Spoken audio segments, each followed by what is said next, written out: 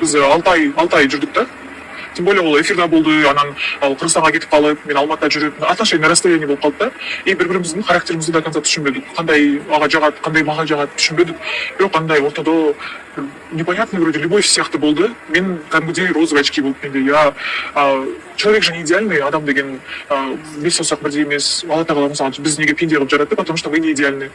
Ал мен аны идеальный кылып көрүп алдым да, и ол да мени ойлады, типа, характер кандай характер бар, мен оны өзүм тууралайм деген сыяктуу. Мен аны өзүм басам деп.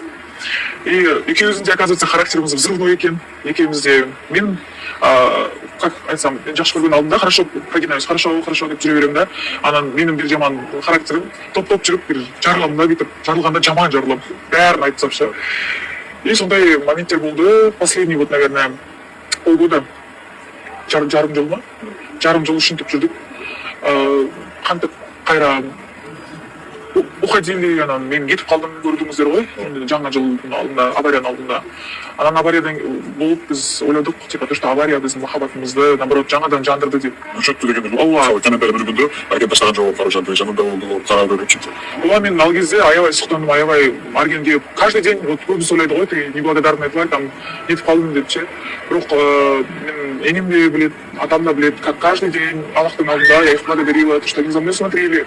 Но с другой стороны, я же не виновата в этом. Мен ал аварияга өзүм барып түшкөн жокмун. Бизде бардыгы чогуу болду.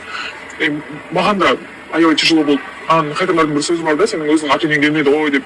Менин ата энем, биле билсеңиздер, Ош менен Талдыкорганын арасы, это бир күн жүрүш керек да. Мен мамамдын жумуштары бар.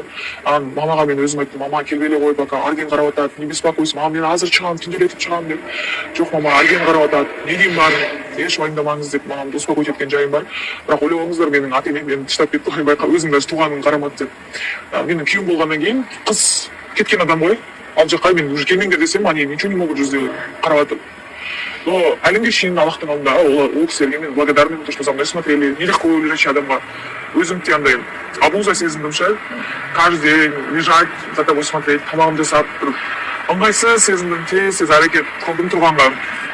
Ошол кезде де уштар болды, анан мен үйлеп қалатынмын да, бірақ сол кезде прям отношениямыз такой бархатный болды. Анан кайра бизде башталды. Ну, бұл учурда да меники де, может, аныкі де меники де